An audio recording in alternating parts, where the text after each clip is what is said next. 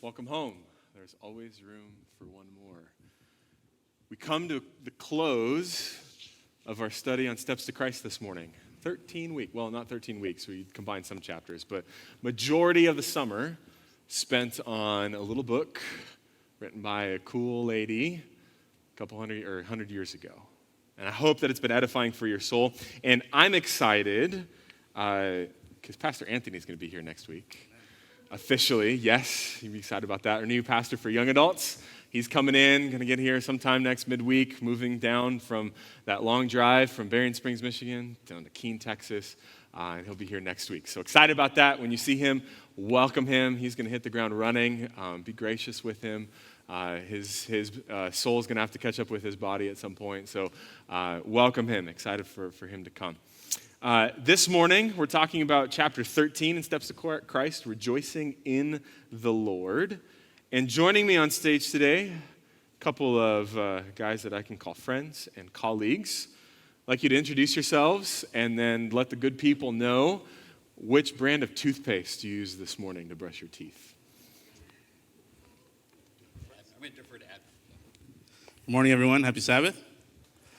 My name is Abner Sanchez, and I'm your pastor of administration, and I'm happy to be here. Thank you for this opportunity. This morning, I think it was Crest. Okay. The Crest with the mint. With Crest with mint. Okay, anybody Team Crest? Team Crest out there? Anybody? Okay, a few. Okay, cool. Thank you. Everybody else is like, I'm not going to participate.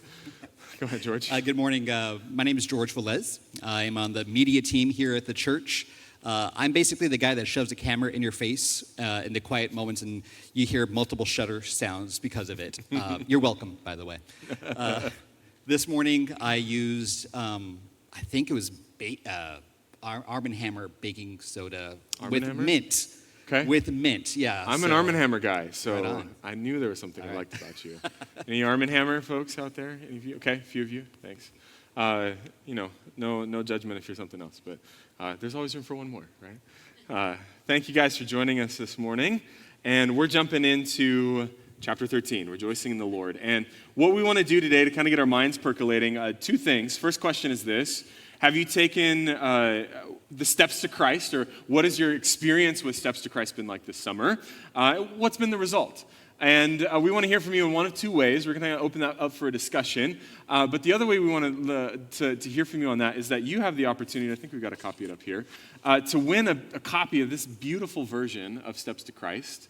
It's very nice and shiny, very nice typeset. And the way that you can do that is scan the QR code on the screen and give us a little bit of information and just tell us what's your favorite chapter and what's your favorite quote. Real easy. We'll throw it all in a hat, probably a digital hat, and have a random number. However, I don't know how Emily's going to do it. She's going to do it. And we're going to draw a couple of winners. Do we know how many winners we're doing, Emily?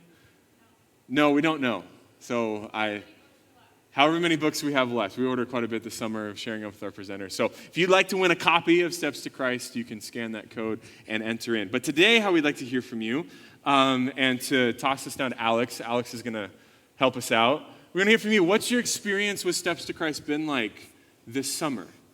As you've been journeying with us, some of you, maybe this is your first time, maybe you've been with us for the summer. What's your experience been like this summer? Anybody want to shed light on that?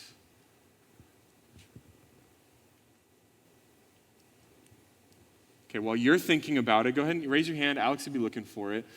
George, what's been your experience with Steps to Christ this summer? You know, it's very interesting. And as I've been reading through the book, and particularly this chapter, it's been a bit of an eye-opening thing for me. In relation to, there's a specific paragraph as we get started. It's page 115, chapter 1. In every one of his children, Jesus sends a letter to the world. If you are a Christ follower, he sends in you a letter to the family, the village, the streets where you live.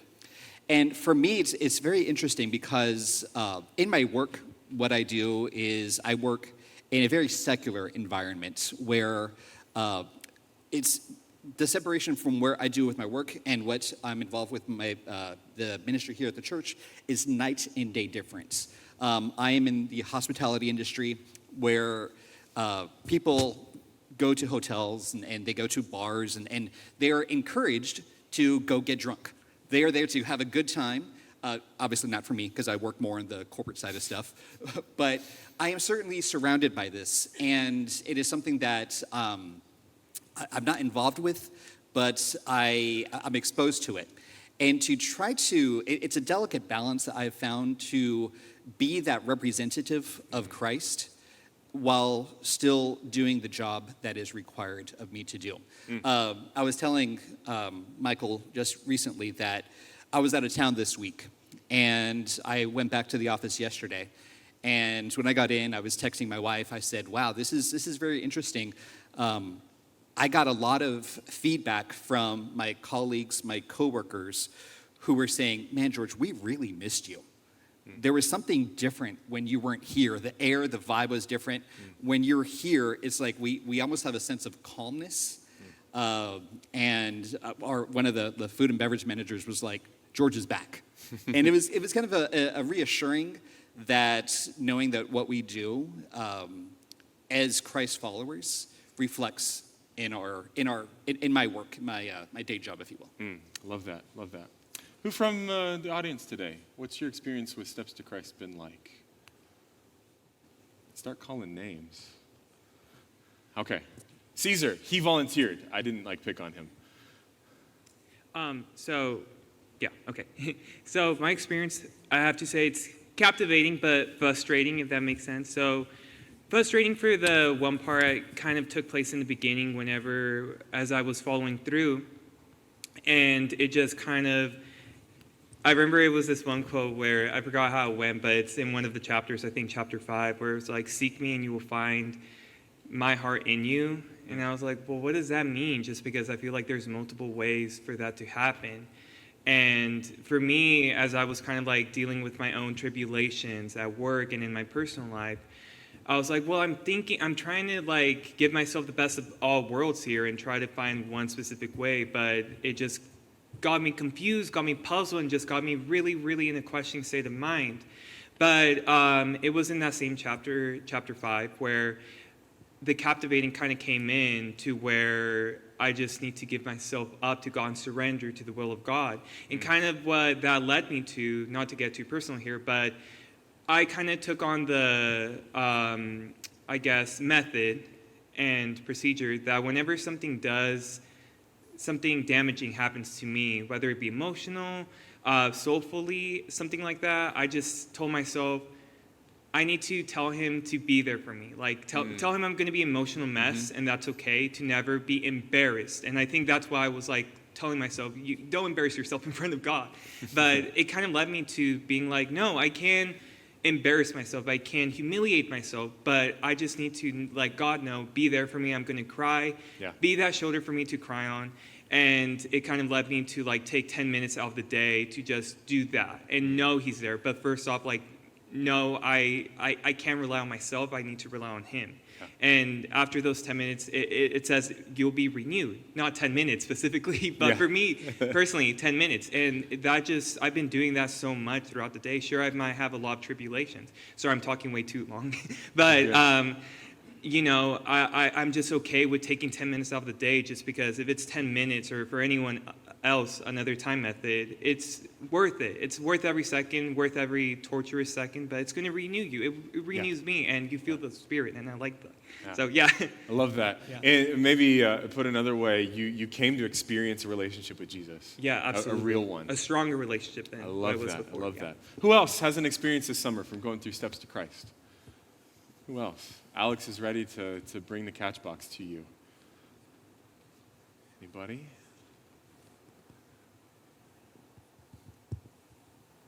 Any brave soul? Okay, we'll let you percolate on that a little bit longer. Caesar and George, you both took us to this place of relationship with Jesus. How is that expressed? What does that look like on a day-to-day basis? And George, we'll put this quote back up on the screen here that you read. In every one of his children, Jesus sends a letter to the world. If you're a Christ follower, he sends you as a letter to the family, to the village, the street where you live. Jesus, dwelling in you, desires to speak to the hearts of those who are not acquainted with him. Christians are set as light bearers on the way to heaven. Abner, what does it mean to be a light bearer or to be a letter to the world? Well, to me, when we accept the mantle, or when we accept the role of believers, that makes us light bearers. As we were preparing for this chapter, I saw this and I kind of got hung up on the light bearers part as something that I need to do. Because as light bearers, it seems like a really daunting responsibility, in this dark world, and we have the light. I envision myself just going through like a cave and holding, the burning light, and trying not to let it, get put out. But as I was viewing that, as I was thinking of that kind of responsibility, it was almost overwhelming. But I don't think that should be how we feel when we take upon the responsibility of being ambassadors for Christ. Mm-hmm. So I think it has everything to do with Christ. Mm. And as light bearers, we're simply reflectors. Mm-hmm. That's it. Mm-hmm. Everything good comes from Him. We are developing our relationship with Christ every day, or should be aiming to do that. And in that process, we can still be light bearers, and we can be reflectors. Mm-hmm. That's how I view it. I love that. If I may, I hearing what Abner says, I'm thinking of 2 Corinthians chapter 4, verse 7, where it says, we now have this light. We have this light shining in our hearts, but we ourselves are like fragile clay jars containing that great treasure. And that what that says to me is that light that we have, it comes from God, not from ourselves. Mm-hmm. And then we have a sense of responsibility, like you said, and I feel that so many times there are those who carry themselves with a sense of responsibility that might weigh them down, that they just become too much, they're too heavy, and as a result of that responsibility that they feel that they weigh on their shoulders, it affects the relationships of others might have with Christ. Because the person, like if I were to walk around as a sad Adventist or a bad Adventist, I would not be able to reflect Jesus to those around me, because they'd say, oh, don't want to be like this guy. He's a Jesus follower, and he just brings everybody around down who's around him. Jesus himself, Jesus had a huge sense of responsibility, but he didn't walk around super serious all the time. He had joy from Christ himself. When I think of the responsibility of a light bearer, it just came to my mind. It's almost like the responsibility of a parent, and being that. I guess I'm a new-ish parent, 4 years. My daughter's 4 years old, and my youngest one is 1. When my first daughter was born, I was like, first of all, I can't believe I'm a dad. And the pressure, the responsibility that I have to guide this child, through life without having her to, have these major pitfalls. And it was very overwhelming. But my wife and I, as we discussed, we're learning how to be parents, and we'll start the bar right here. Let's keep her alive this week, we'll start there. And then as every day goes by, we learn. Yeah. And I think that's very similar to the responsibility as a light bearer, as an ambassador, as a representative. We don't have to worry about everything being perfect, this buttoned up perfect. We just have to continue to grow every single day. And in that process, we can, using the parent analogy, we'll be okay if we have the intent to grow and to intent to be great parents. And if we have the intent to be great representatives for Christ, we will do that as we're growing, as we're learning. Yeah. And I think that's the intent of this chapter, Rejoicing in the Lord. There's movement throughout the book, Steps to Christ, towards a goal. But there's never a moment where there's like an arrival or like, I've achieved it and now I stop growing. We're always growing, we're always learning. And I think part of the step, this last step, is somehow finding joy in the midst of some of those challenges.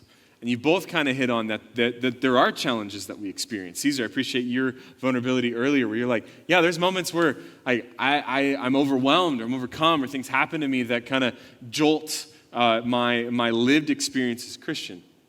And I want to point out a quote on page 116, the first paragraph. If we do represent Christ, we shall make his service appear attractive as it really is.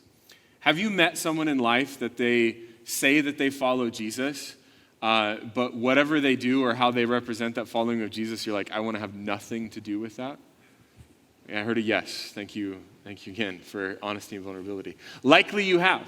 There's someone that's like, if that's what following Jesus means, I don't want to have anything to do with it. Christians who gather up gloom and sadness to their souls and murmur and complain are giving to others a false representation of God and the Christian life. Have you met a person who has like the gift of sorrow or the gift of gloom? They're like Eeyore. Any Winnie the Pooh fans out there? Like Eeyore is just like the always everything is awful, right? It's like, have you really experienced Christ? They give the impression that God is not pleased to have his children happy. And in this, they bear false witness against our Heavenly Father. The question I have for you, and it's not up on the screen, I'm kind of forming it here, and that I'd like to send out to you guys and for us to talk about here, is how do we then balance that the reality of the world that we live in and the challenges that we face while also approaching life with a little bit of joy? Where's the balance in that, and can we find it?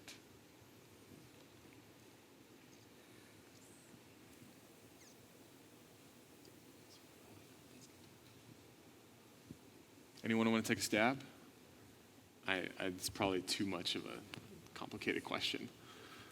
How do we navigate that space? Yeah, there's right behind you, Alex. Zach's got his hand up.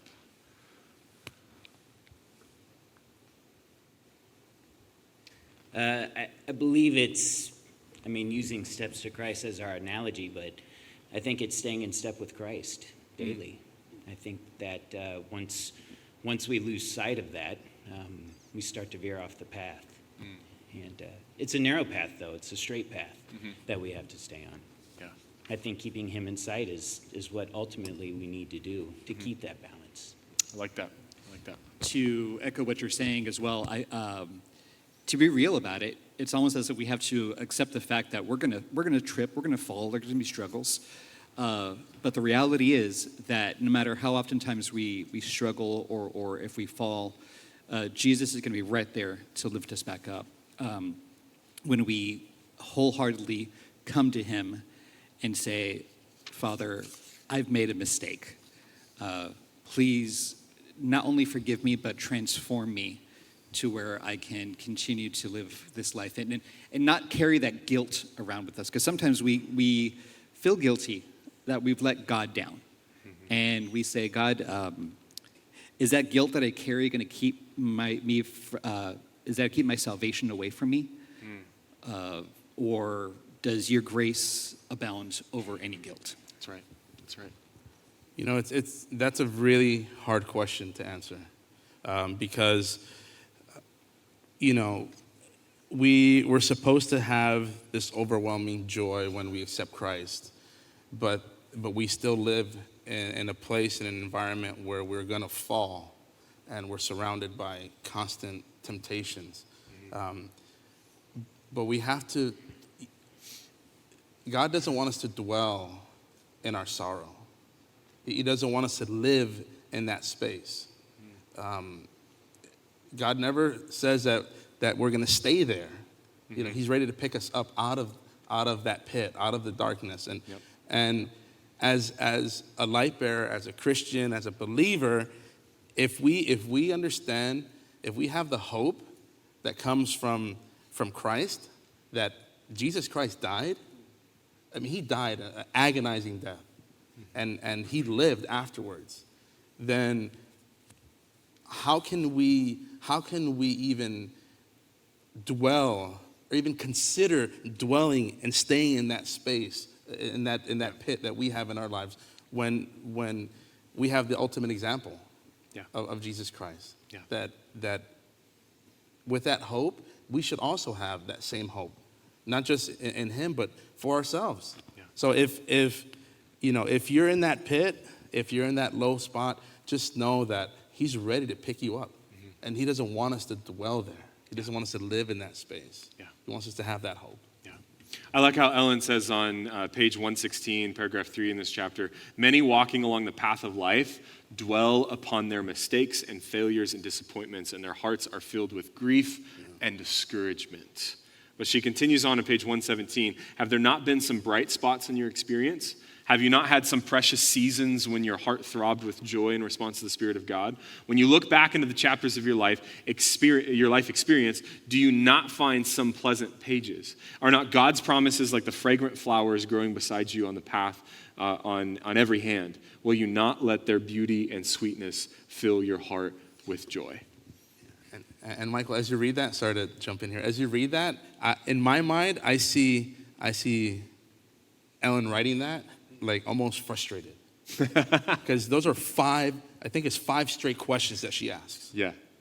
Like, come on, are you serious? Like, don't you have a car? Don't you have air in your lungs? Didn't you wake up this morning? Yeah. Don't you have food? Don't you have clothes on you? It's almost like I don't want to say a rebuke, but it's like. Yeah. Wake up, wake up, hello. And if you continue down, she shares a story of when she was in Europe, I think, and she has a dream, and in her dream she's going through like a garden, and this lady is focusing on all of the thorns of the flowers, and she even says, hello, just look at the flowers. Those thorns are there, but the flowers are there. And I think sometimes we are stuck in that maybe pessimistic mind frame, when the flowers are right there. Yeah. So I'm curious this morning, and we'll toss this out. George, you can take a stab at it too, or anybody that wants to respond. How have you experienced joy this week? Like, what's a way that you've experienced joy? I'm going to start while folks are thinking. It was unconventional and unexpected for me, actually. I had the privilege of participating in a communion service in the Agape Feast last night. And it was a moment where I was being served the emblems.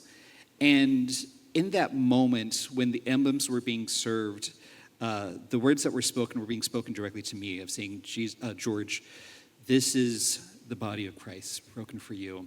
This is his blood. And something kind of hit me like a bit of a wave of emotions that I had never experienced before in a communion service, because sometimes in communion services it's a bit stale and you're just one of a number as they come across you. But that was very special, and that brought a sense of joy that I had never experienced before in that moment. I thought that was it was beautiful, and a specific type of joy that I can't ever really, you can't copy and paste that. It's right there. Yeah. How about you? How have you experienced joy this week? Zoya. She was one of our discussion leaders last week. Good throw. Good catch. Even better catch. Go for it. Oh, sorry. So this week I was fighting off a cold, and as I live by myself, so it's definitely not fun to be sick and be by yourself, especially in the summer. But as I was at work, God put like amazing coworkers to care for me, to give me encouraging words, and to help me when I wasn't feeling good. So that really gave me a sense of joy. Love it. God bringing people into our lives, right? Ooh. We'll scrub that from the tape, all right? That's why that mic isn't a big cushion, a big soft, it's just a $600 mic, it's fine. Who else have you experienced joy this week? Is there another hand in the middle here? Did I see someone? Maybe? Caesar, go for it. Maybe this will inspire some people, just because I know, like, for me, it's something that I've been doing, but recently, it seems like reading has become my new therapy. And I've just been doing more of that during the summer before, school starts back up. And we don't have to, or I don't have time. That's been bringing me a lot of joy, just because like it's really kind of nice just to how I get God influences other people to like make these worlds where like, whenever we get kind of frustrated with the one we're in now, that we could just escape into that one.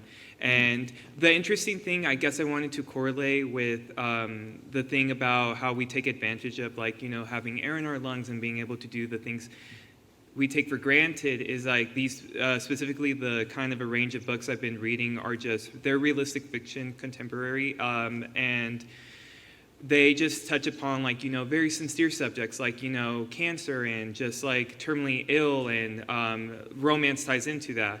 And it's really kind of just, as I'm reading, it's kind of weird just because in my mind I'm thinking this could never happen like to someone, but the thing is like obviously it does happen.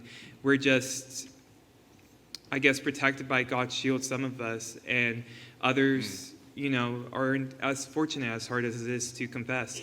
And it just makes me more appreciative of what I am able to do, and being more joyous of what I'm able to do and my capabilities. And it also teaches me that, good things do take time, but great things happen in the blink of an eye. So, yeah, so literature, y'all.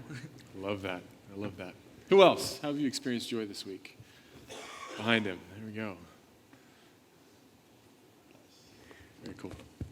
Oh, so this week I've been praying about something for a pretty long time.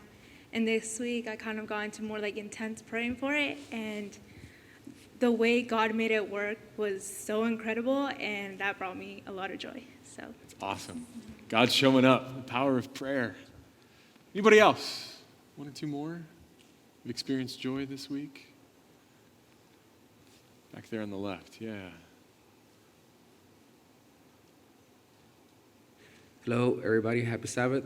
So my name's Jose. I'm visiting from the Dallas area. Glad you're here, Jose. Thank you. My wife and daughter and son are out of the country, so I've been home alone for a week. And I want to thank God because I've been able to cook this whole week. Right on. I miss her cooking a lot. There weren't any burnt offerings, is what you're saying? Yeah. And so far, I have not gotten poisoned, so, That's thank a God. really big deal, man. So I'm thankful to God. I've experienced His joy. He's been giving me, the wisdom to follow recipes. So, yeah, I'm very thankful for that. Love it. I love it. Well done. I'll second that joy because my wife is back, Yeah. and I can get warm meals again, and, regular food. Is there one more? Joy begets joy. It starts to overflow. Is there one more experience of joy this week? Yeah. Right up here in the front. We're giving Alex a workout this morning. Thank you, Alex. Marisa, what you got? Hello. Okay. So I'm a teacher, and kind of piggybacking off of what Zoya said, this week we went back to school and we're working on our classrooms, and just seeing and being with all my coworkers, it was very joyful to see what's ahead of us this school year. I know that's not usually what happens around this time for teachers. They usually freak out and they're in panic mode, but I feel really excited, and I've got a great team this year, so I'm super happy, super joyful. Awesome. Excited for you. As we've been sharing our experiences of joy, I'm reminded of what Jesus says when he says, in order to be in my kingdom or to be my follower, you must become like a kid, like a little child, and he's welcoming kids to him. And I don't think that we need to be like the opposite of Benjamin Button, or like we age back or whatever it is. But we experience the world with kid-like eyes.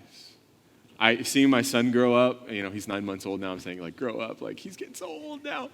But the way his face lights up when you put, like, a little Cheerio down in front of him, right? He's like, grabs it, like, in the mouth and, like, big smile. And he and his mom, Melissa, she will make silly sounds or silly faces, and he's just laugh and laugh and laugh and laugh. I think approaching life with that simplicity of curiosity, right? That everything is a new experience. And a simple faith, that you trust your surroundings and the people that are caring for you, and a God that provides for you. And when we do that, And maybe today you're like, man, I got some things that I got to look at in my life, and how I respond to faith, and I talk about joy. Perhaps it's the little things in life that will remind you of God's provision and His care for you in your walk and in the journey. I've got one more quote, and then we've got a couple of closing thoughts, and we're going to step off and sing some more songs. But it's on page 125. We cannot but look forward to new perplexities and the coming conflict, but we may look on what is past as well as on what is to come and say, hitherto hath the Lord helped us. As thy days, so shall thy strength be. The trial will not exceed the strength that shall be given for us to bear it. Then let us take up our work just where we find it. Believe that whatever may come, strength proportionate to the trial will be given. That whatever you're facing, God has already provided for. And in the closing paragraphs of this chapter, there's this kind of crescendo about triumph and about victory. And I want to leave us there. So I'm curious, Abner, George, what your thoughts are as we finish this chapter. How do we conclude steps to Christ? Where do we land? I think if we look at it from, as a whole, from the first chapter all the way to the 13th, right? Last chapter, it's a process. It's a transformation process, and it's continuous.